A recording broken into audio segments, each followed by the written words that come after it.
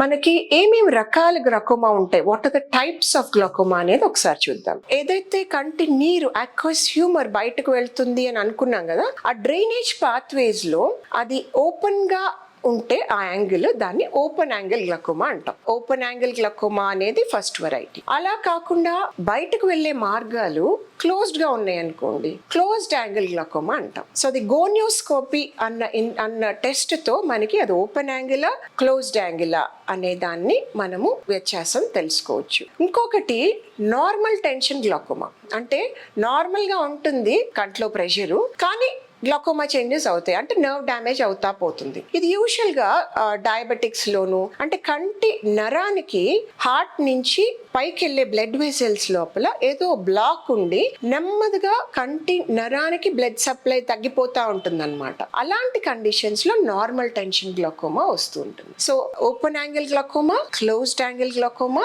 Normal tension glaucoma, ఈ 3 రకాల గ్లకోమాలు usual గా చాలా ఎక్కువ శాతం అందరిలోనూ ఈ 3 రకాలు ఉంటాయి గ్లకోమాలు. ఇది కాకుండా ఇందాక అనుకున్నట్టు వేరే డిసీజెస్ వలన సెకండరీగా గ్లకోమా రావచ్చు. సో అది సెకండరీ గ్లకోమా అంటాం. అంటే కంట్లో వేరే కారణం చేత వాపు పెరిగిపోవడం వలన ఆ వాపు వలన బ్లాక్ అవుతాయి ఈ బయటకు వెళ్లే పాత్వేస్. సో అది సెకండరీ యాంగిల్ గ్లకోమా అంటాం.